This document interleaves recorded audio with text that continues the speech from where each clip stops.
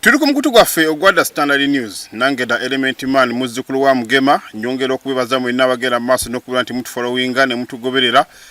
Tuli ku TikTok nga kwotadde ne ku YouTube gwegendayo osobola okubeera nga osubscribinga omukutu guno ogwa Standard News osobola okubeera nga bambi otufollowinga ate njagala okutegeeza gwe muna Uganda ali eyo leka kubeera nti okaaba obwavu nti sente zimbuze family teyinadde n'ekikumi kale gwe jangu osobola okubeera nga otweyungako ngaffe wano Fidelity olabe nga obulamu bukyuka oba oli awo naawe ogende maaso n'okubeera nga okyusa family yo abaana bo naawe kennyini ne baganda bo osobola okubeera nga obakyusa essimu gyolaba ku screen yo gyoba okubako osobola okubeera nti omanyisibwa Fidelity kyeki Fidelity baita Fidelity Capital Investments Group jangu osobola okubeera nga otweyungako essimu gikubeko tusooka kusomesa n'oyingira nga naawe wennyini embeera ekoze eki embeera yo oba oli awo nga ekyuse.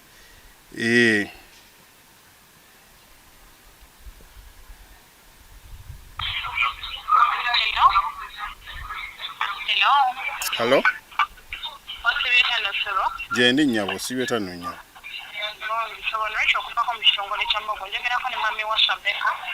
Mbadde nsaba kuddiramuko katono. Wanje? Nsaba nkuddiremuko katono oba mbadde nkyayeko kabbizemuko. Kale tubanja kudamuko nkubireko. Fine. Njagala kutegeeza gwe muna Uganda ali eyo leka kubeera nti okaaba obwavu essimu zikubeko osobola okubeera nga otweyungako wano ku mukutu gwa wano ku stand wano ku Fidelity osobole munnange okugaggawala leka kukaaba bwavu gwe jangu tukusomese ekisooka kusomesa osobola okubeera nga oyingira n'oyingira ekintu nga nayo kennyini okitegedde. Olunaku olwaliro nina amawulire mangi genjagala okubeera nga mbategeeza tugenda kugobera ku nsonga za Anet Among nga kwotadde n'ensonga ya mugenzi Paul Job Kafero omuyimbi era sigenda kubeera nti mbariisa mu kaseera kano ntandise nago mugenzi Prince Paul Job Kafero ono nno yali nakinku mu kuyimba ennyimba ez'akadongo kamu era nga ne mu kaseera kano tewali oba oli awo eyamukize. Njagala kutegeeza nno nnaku olwaliro nzize n'amawulire oba oli awo gano nno ga mugenzi Prince Paul Job Kafero ge ngenda okubeera nga ntandise nago era nga mu kaseera kano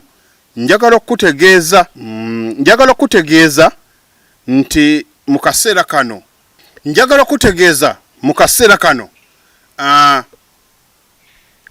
eyali omuyimbi nakinku Prince Paul Job Kafero ngono njagala okujjukizaamu nti Paul Kafero ono yafa ku myaka 36 mu mwezi ogwali ogwokutaano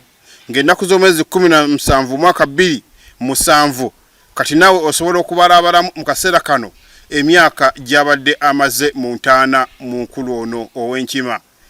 Paul Kafero ono njagala okujjukiza obulungi nti mu kufa kwe yaziikibwa ekyaggwe ku kyoba kiyita Nkokonjeru kyaggwe Masaba mu district ene y'Ebuyikwe wabula mu kaseera kano wawulira bino enkayana ezizze zijjawo ezizze zibeerawo wakati we oba oli awo n'abagambi okubeera nti abaana be zikyagenda mu maaso. Mu kaseera kano Kafero ono ali kungulu.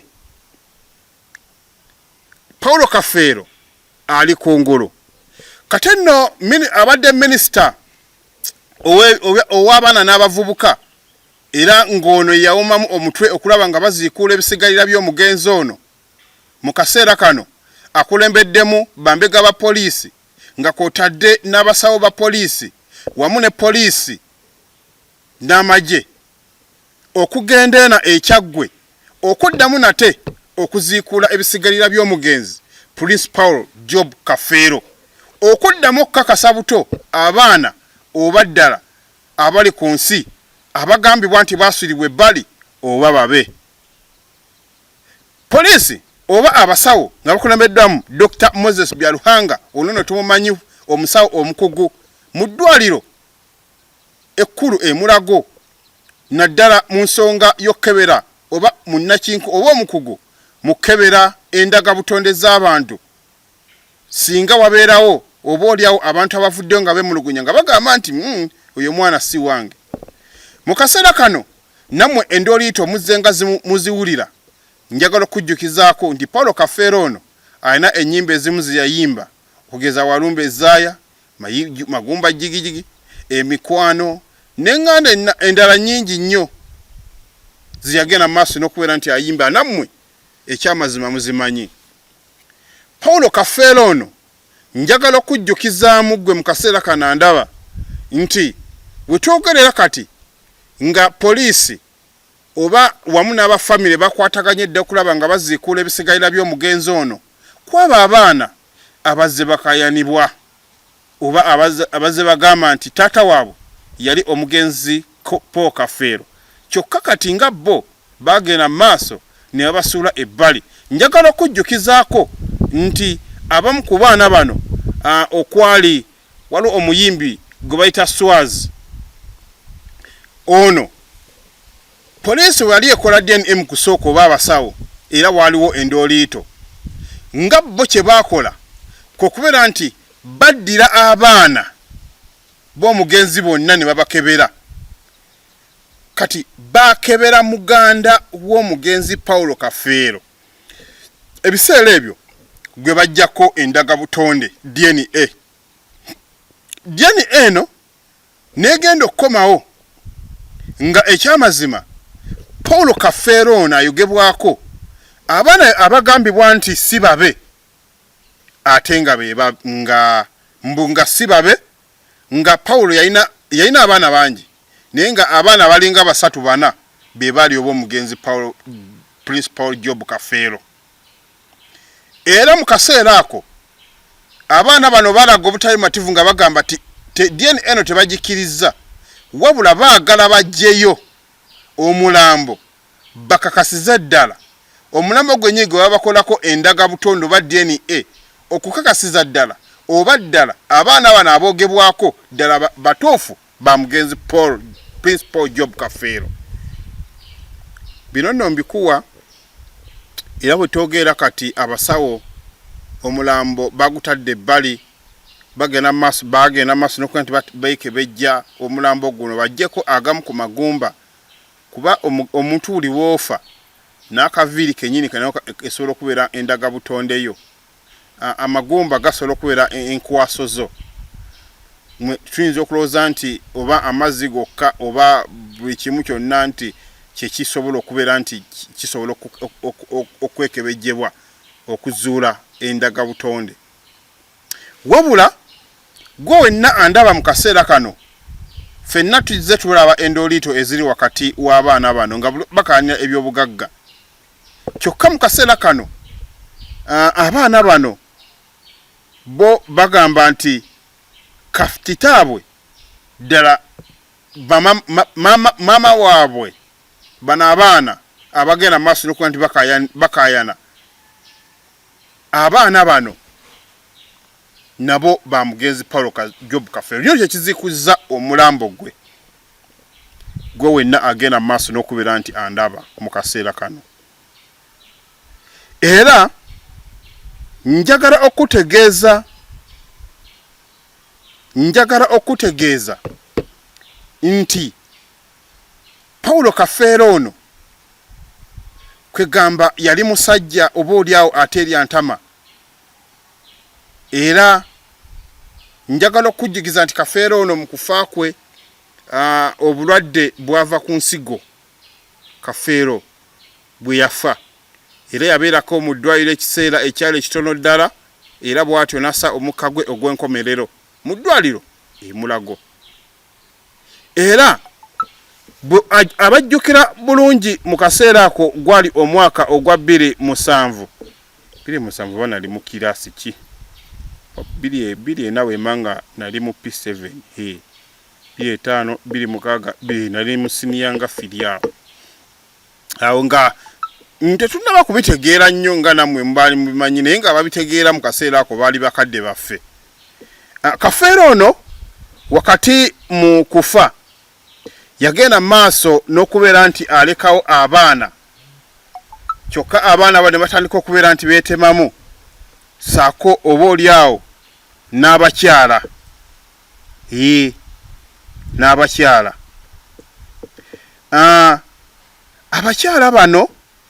abakyala bano njagala okutegeeza gwe wenna andaba mu kaseera kano nti abakyala nabo beetemamu ogutaaka nga bagamba nti tebamanyi kye bagenda kuzzaako olw'ensonga nti baabwe yali afudde mu kaseera ako ate nga balekedde abaana nti abaana bano nga tebamanyi kye bagenda kulya kuba abaana abamu bagenda mu maaso n'okubeera nti kaseera bwe yafa baali bakyali bato nga bujje nnyo era abasinga bagenze beerwanako okutuusa bwe bakuze leka nno nywemu ku lwekyo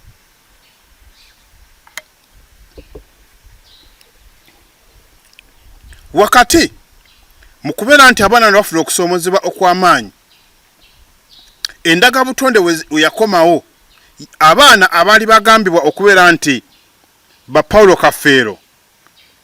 kyokka kyagenda okuzuuka nga si baana babe nga endaga butonde eno bagijja ku muganda wa Kafeero gwe nno njagala okutegeeza kiringa nganze bwe naasa omukka ogw'enkomerero ne baga abaana oba ne bajja kifo ky'okujja kunze ne bajja ate ku muganda wange kati bwe kisanga nti abaana bano nga omukazi oba nga naawe gwe bajjeeko nga toli muganda wange nga bulijjo bakuyita muganda nenga se muganda wange ebyo nno bye byaliwo ku mulembe ogwo nga bagenda mu maaso n'okubeera nti bakebera abaana b'omugenzi Paul Job Kafeero nti olw'okubeera nti embeera eyo ndowooza nabo bagenda mu maaso okugigayalirira nti nyinza okutegeeza oba nyinza okugamba nti embeera eno eviriddeko obutabanguko naddala mu maka g'omuyimbi ono Principal Job Kafeero kakati no abaana bano abalala abaasigalawo ne batandika okubeera nti batunda ebyobugagga ebintu by'omugenzi Principal Job Kafeero be bagamba nti baana b'omugenzi Paul Job Kafeero endaga butonde bagenda maaso n'okubeera nti bazze bajjako era mu kaseera ako ne batandika okubeera nti batunda ebintu bye kyokka nga abaana bano bagamba nti naffe twagala lwakiri bazikule omulambo endoola ekyo zino ziggeewo olwo singa kizulirwa nti baana si baffe olwo bamaama batubuulire ekituufu tuzaalibwawa kuba abaana bano abasinga bambi bamaama baabwe bakyaliwo mukama akyabaagadde akyabakubira endoolo tewaliwo obuzibu bwonna bwe balina wabula nga bo bagenda mu maaso n'okubeera nti mu kaseera ako beeyiiya ng'abantu olw'okuba nti baasuulibwa ebbali ne batabayita baana ba mugenzi Kafeero era nga mu kaseera kano nga bo bagenda mu maaso n'okubeera nti beeyiiya ng'abaana okubaako n'ebintu bye bagenda mu maaso n'okubeera nti beekolera basobole okubeera nti bava mu kubeera nti bayiiyayiiya emboozi ez'abaana ng'abaana bave mu mboozi ez'okkaanira ebintu era gwe wenna ali wano awuliriza ng'omanyi nti wagula ebintu bya Paul Job Kafeero Prince eyali omuyimbi wa Kadongo Kamu kati nawe mu kaseera kano oli mu kattu gwe wenna nga oli eyo nga wagula ebimu ku bintu by'omugenzi oyali omuyimbi Nakinko Prince Paul Job Kafeero essaawa zino olinga eyagula empewo nti singa engeri gye bazikudde omulambo gw'omukulu ono singa kizulirwa nti abaana bano be bagenda mu maaso n'okubeera nti bakomplainingako nti si ba Kafeero ne bajja bagamba nti ba Kafeero kitegeeza bagenda kuddamu okutuula buto babale emmaali y'omugenzi yeeriwa abaana kuba bagamba nti kigambibwa nti Swaz ne banne ababagambwa nti bali baana ba mugenzi. Kati mu kaseera kano njagala okutegeeza Paul Job Kafeero talina mwana okuleka nga abaana bonna bazuuliddwa nti ddala baaki ba mugenzi Paul Job Kafeero. Nkaddamu mwenna abali eyo nga mwagula ebintu by'omugenzi Prince Paul Job Kafeero eyali omuyimbi, mu kaseera kano muli mu kattu olw'ensonga nti kati engeri gye baziikudde omulambo gw'omuyimbi ono Kafeero talinaawo mwana n'omu aliwo. Singa abaana bano kati engeri gye babaggyeko DNA endala okuddamu okukakasa, kati tulindirira kufuna baana ba mugenzi Paul Job Kafeero abatuufu. Kati akaseera kano abeeyita nti ba Paul Job Kafeero tebannaba kubeera nti bakakasibwa nti ba mugenzi Prince Paul Job Kafeero eyali omuyimbi waffe ow'eggwanga. Era gwe wenna ng'oli eyo nga wagula ebintu bino essaawa zino oli mu kattu olw'ensonga nti gye baziikudde omulambo baagala baddemu bakakase abaana b'omugenzi baliwa abatuufu nga basinziira ku DNA. Kuba Paul Job Kafeero mu kufa kwe DNA gye baakola yali ya muganda wa Kafeero. Kizuuka kitya oba kikakasa kitya ng'abaana bano abagamba nti baali ba Paul Job Kafeero abagibwako DNA nga bazijje ku muganda waabwe, watya ng'abaana bano baali ba muganda wa baana ba muntumbeza muganda wa Paulo Kafeero. Kati yensonga lwaki omulambo guno okujjawo enkaana zonna, yensonga lwaki basazeewo nga bakulembeddwamu minisita eyali ow'abaana n'abavubuka kati yazziddwa mu kitongole kirala, okubeera nti baziikuula omulambo guno okukakasiza ddala abaana ab'omugenzi Prince Paul Job Kafeero. Ndoza ntegeeraganye bulungi kuba nti Kafeero n'abamu ku bafamire baakoowa entalo ng'abaana abamu beezibise emmaali y'omugenzi, ate abaana abalala nga bo bagamba nti taata be bano abaana be yaleka wala si baana baaki si ba taata. Katulinde kuba kati nkugambye nti Paulo Kafeero kati essaazi talina mwana. Kyekituufu ekiriwo, talina mwana okuleka DNA yegenda okukakasa nti ono mwana wa mugenzi, ono mwana wa mugenzi, n'ono mwana wa mugenzi, ono mwana wa mugenzi. Kuba tosobola kuŋŋamba nti onzije DNA nze nfudde muganda wange n'omuggyako DNA watya ng'omwana wa muganda wange nze gojjeko DNA nga bakwatagana ate nga nze si wange.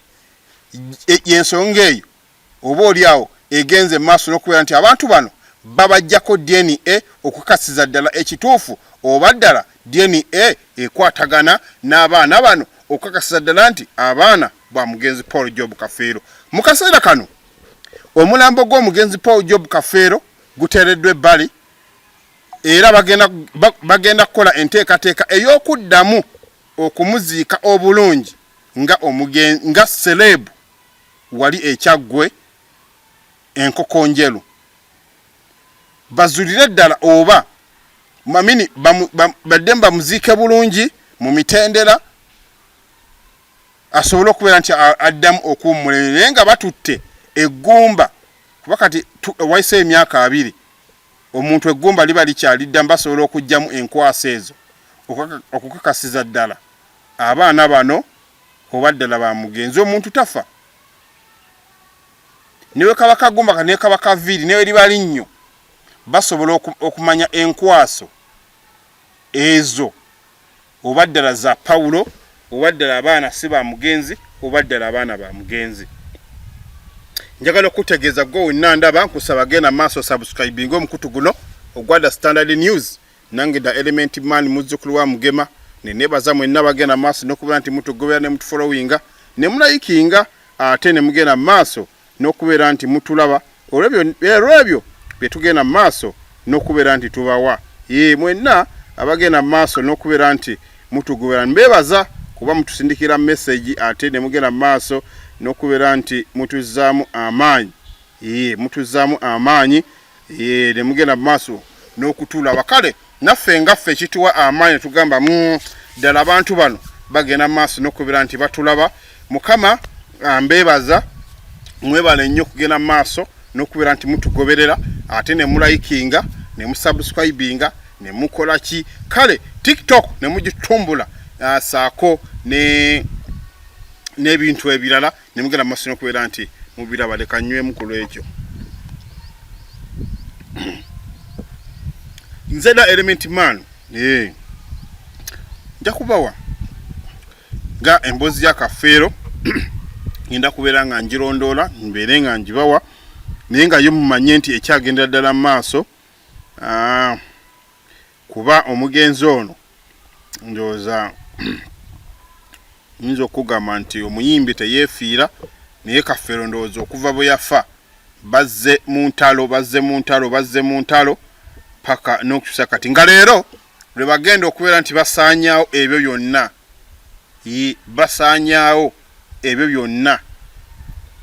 byonna babisaanyaawo. Ntegeeraganye bulungi nti ebyo byonna babisaanyaawo ebyokubeera nti abaana b'omugenzi Paulo Job Kafeero Prince bafuna obwenkanya ku lw'engeri nti omulambo nammwe baguziikudde era mu kaseera kano ndowooza ebisigadde byatwaliddwa dde Mulago biri mu kkubo biva Kayunga babitwala Mulago bagende maaso n'okubeera nti babyekebejja. Abaana bano bagende maaso n'okubeera nti bamanya omwana omutuufu n'atali mutuufu byonna okubeera nti ensonga zino zigendera ddala mu maaso kuba nammwe mulaba nti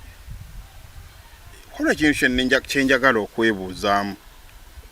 kegamba nammwe bannayuganda oba nammwe oba mukiraba kisaanidde oba omuntu okufa nga aleseewo omusaayi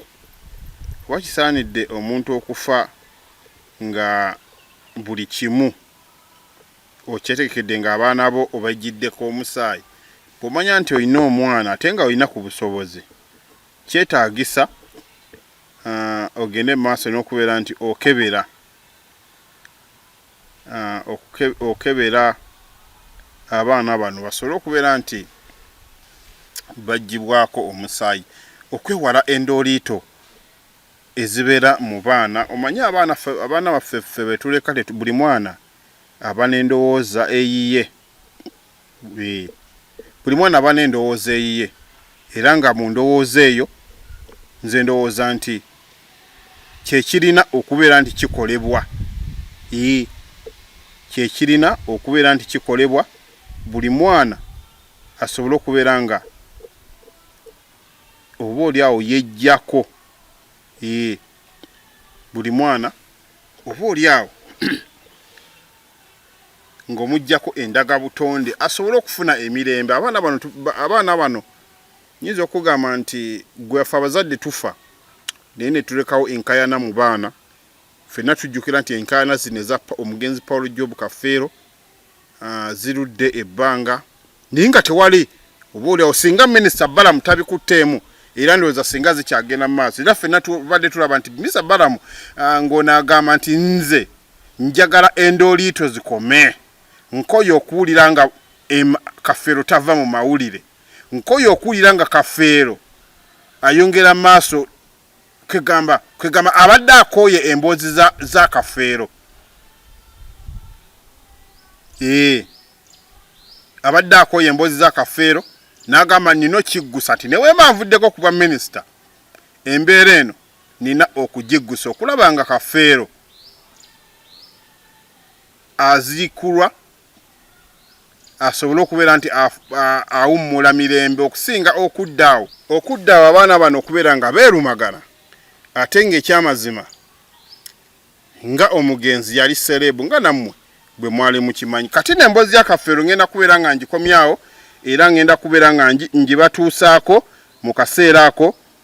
tugendagenda mu maaso n'okuba ntugigoberera emboozi y'omuyimbi Principal Job Kafeero. Nze da Element Man muzzukulu wa Mugema njagala okusaba genda maaso subscribing ola ikinge tuli ku TikTok saako ne ku YouTube wegenda maaso okubeera nti otulaba nebaza mwenna bagenda maaso n'okubeera nti mutugoberera olw'ebyo bye tugenda maaso n'okubeera nti tubawa. Njagala okutegeeza gwe wenna andaba nti mu kaseera kano bingi ebigenda maaso mu ggwanga yattu Uganda olw'ebyo bye tugenda maaso n'okubeera nti tubawa. Kale tugende maaso n'emboozi endala yakafeero kugaa nti ngenda kugenda maaso okubeera nga ngikutuusaako yonna nga webiri. Mu kaseera kano njagala okutegeeza eyali oba oliawo omuyimbi era ng'ono yakolanga manager ebiseera ebimu mu kibiina eky'abayimbi ekya Obsession ekyali abasajja. Njagala okukubulira nti Obsession zeno ffenna tugimanyi, kwegamba ffenna buli omu yeebuuzanga naye ddala manager wa Obsession zono afunirawa. Ekibiina kino kyali ky'abayimbi ng'akiina abaami n'abakyala ezaali embooko ddala nno. Kati mu kaseera kano poliisi eriko omu ku bamanager abaali aba Obsessions ngamba ekitongole ekyali eky'abayimbi beeri mu kuyigga nga ono agenda mu maaso n'okubeera nti aleeta abaana abawala okuva mu bitundu ebyebule n'ebweya n'abakozesa mu ngeri y'okutunda akaboozi ku mutimbagano. Byampuna. Omukulu ono abawala bano kale bw'owulira engeri gye bagenda mu maaso n'okubeera nti benyumizaamu emboozi. Omukulu ono abaana bano agenda n'abajja mu ggwanga oba mu mawanga amalala okuli Kenya, Uganda, ate nga mu Uganda muno bajjibwa mu districts ezeewala ne bagenda mu maaso n'okubeera nti abakuŋŋaanyiza mu Kampala muno, era nga abantu bano bw'abaleeta asooka kubajjako mannya gaabwe amatuufu n'abawa amannya amalala. Kale nga ggwe bw'oli eyo oyinza okulowooza naye ddala ono si mwana wange. Bano nno babadde bakola obutambi obw'obuseegu. Kitalo mabeere. Babadde bakola obutambi obw'obuseegu era nga obutambi buno njagala okutegeeza gwe wenna andaba. Abaana bano babadde baleetera basooka kubasomesa. Kale gwe omulabi wenna andaba. Kyengenda okwogera simanyi. Kale singa oba nze mbadde eyo. Amazima. Neewuunya. Abakazi badde bakwatanga ebifaananyi owa abasajja naye abasajja bankyaka babadde bafu. Waawe embeera awo nyinza okuwa obufaananyi nga 100 nga bwe neebuuza naye ddala ndiwa. Tomanya bayinza okuba nabo badde balina engeri gye beesasuzaamu. Njagala okutegeeza nti abantu bano babadde baleeta abaana okuva ebule n'ebweya okole mu district ez'enjawulo wano e Uganda okugeza nga Karamoja, Lyantonde, Mpakwaki, ebitundu ebiraggo by'omanyi ebyewala Mitiyana, Mubende. Naye ng'abaana bano babaleetera mu kibuga ekyegegwa nga lenno nga babagamba nti mugenda kukola omulimu omusava, nga omulimu guno gubadde musava obulungi era nga mu kaseera kano omulimu guno gwe naawe ali eyo singa bagukuyitiramu ekyamazima ogamba bugambi wano sigenda kuyimba wano sisula ngende naawe. Kale nno ne bakutuusa mu bitundu by'e Kampala mu basement oba mu kifo we bayinza okubeera nti bo nga bo beekolera. Abaana bano njagala okutegeeza gwe andaba Omunayuganda nti abaana bano badde babaleeta okuva mu bitundu ebyebweya. Kale gwe n'ogamba nti oba oliawo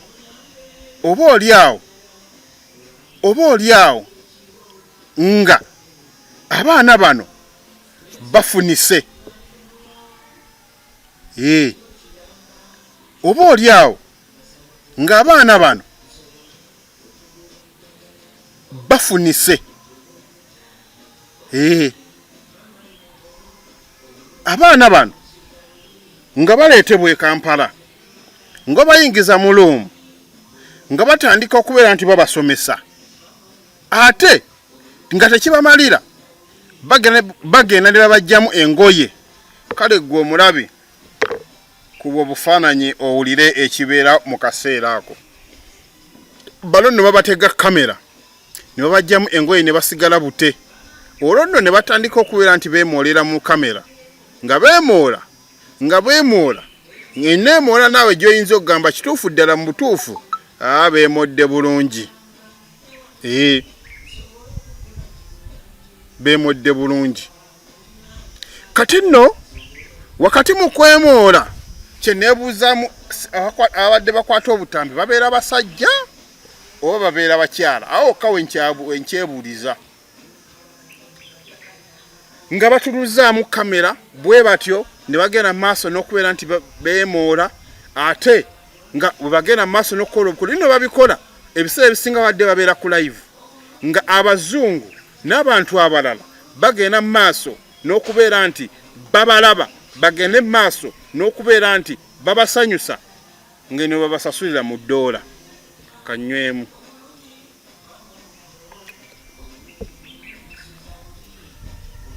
wano nno gwanno ali eyo njagala weebuuze bino nno byategeregese bitya kati mu mbeera eno waliwo obutambi obubadde bukingana ku social media nga butambula wano nno poliisi okubakwata waliwo omu ku baana kigambibwa mbu eyagenze mu maaso n'alonkoma ebintu bino era olengeri nti badde babimutaddemu naye nga oba oliawo yabadde tabyagala wano nno poliisi kati nno manager wa obsession zone oba eyali omu aba obsessions mu kaseera kano ayitibwa Loni Mulindwa ono ye yadduse Martin Male ne Zenja naye mu kaseera kano badduse poliisi eri mu bayiga njagala okutegeeza gwandaba poliisi okutegeera bino esose kubeera nti ekwata omukyala ayitibwa Vivian Kobera ng'ono nno muganzi wa Mulindwa poliisi gwenoonya mu kaseera kano era ng'ono be babadde basinga okubeera nti bacoordinatinga balina bambasada mu bifo ebyenjawulo mu bitundu by'eggwanga ebyenjawulo ne bagenda mu maaso n'okubeera nti baleeta abaana bano ne bakozesa ebyo bye baagala okubeera nti babakozesa nga gwe bwogaana bakuzza oddayo niyo ono omwana yagenze mu maaso n'okubeera nti twala lipoota oba alinako omuntu gwe yatemezaako naye ate nga ye tabyagala wano ne yaviddeko poliisi okubeera nti ekwata abantu bano era njagala okutegeeza gwandaba mu kaseera kano poliisi kati gwe ekyamazima omuzadde yenna ali eyo gwe obeera eyo n'ogamba nti omwana wange yagenze kukola naye nga ekyamazima omanyi nti yagenze kukola mulimu oba oliawo omulungi naye nga omulimu gwe yagenzeeko gwakwetunda ng'omulimu gwe yagenzeeko gwakwetunda kale buli omu ne yeebuuza lwaki ono yeetunda naye nga ekyamazima okwetunda kwe oba oliawo abeera alina engeri gy'agenda maaso n'okubeera nti alaba embeera nga bweri wano no poliisi wakati mu kukwata omu ku bawala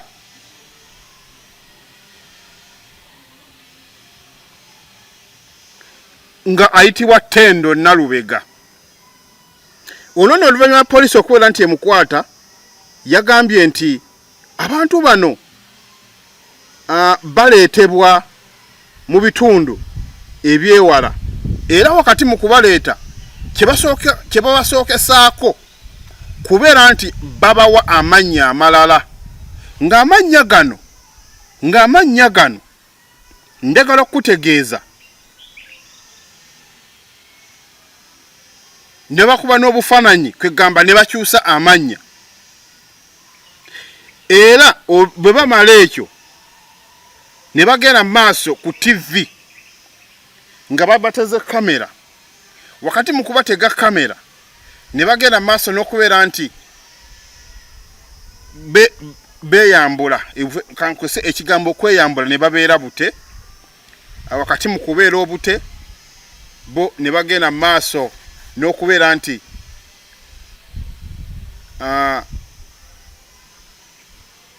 wakati mu kweyambula babatega kamera kugana batandika okubeera nti bakyenkesa amazina bakyenca kukyenca babibya enywe babakwata ate ng'ebiseera ebisinga ebintu bibadde bibeera live. Poliisi mu kaseera kere emabegako yavuddeyo n'egamba nti nga bagenda okuggala ekifo kya Best naye mu kaseera tebalina bakubeera nti baggala Best. Era ffenna twebuuza abantu bano bo abamu kuba bw'otunira baala bali abasinga babadde bakyali bato nnyo. Emyaka nga gikyali mito nnyo olw'ebyo ebigenda mu maaso n'okubeera nti poliisi oba oli awo egenda mu maaso n'okubeera nti abantu bano babakozesa mu kikola ekyekikulu ate nga kuliko n'abaana abamu baba tebalina bakweza myaka 18 naye olw'ensonga nti oluusi ebeera mbeera ne bagenda mu maaso n'okubeera nti bakyusa obulamu bwabwe olw'ebyo bye bagenda mu maaso n'okubeera nti bakola nga bo. Gwe wenna omuzadde ali eyo oyinza okulowooza nti omwana wo yagenda Kampala kukola naye nga ekyamazima omwana ye ali mu mirimu gigye era nga mu mbeera eno nga omwana mu kaseera kano njagala okutegeeza nti abantu bangi bali mu kwebuuza kino kibadde kibeera wano e Uganda oba kino kibadde kibeera mu bitundu bino.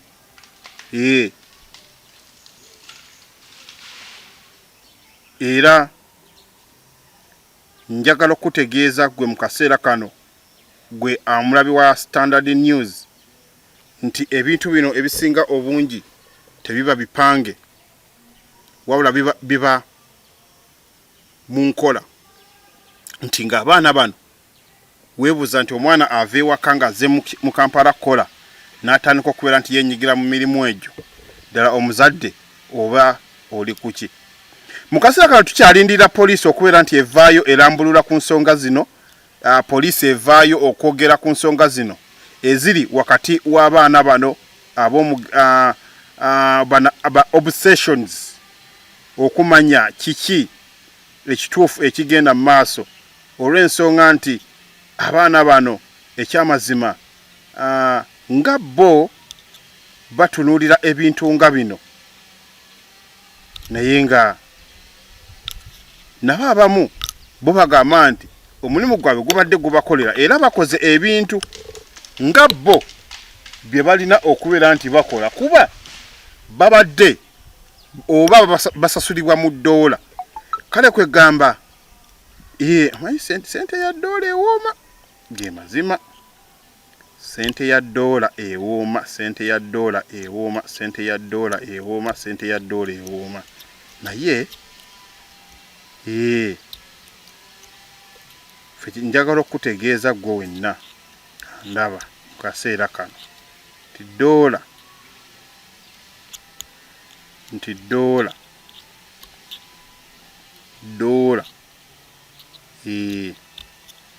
kale wano nno sigenda kubeera nga nsukkawo mbadde da Element Man muzzukulu wa Mugema Mukama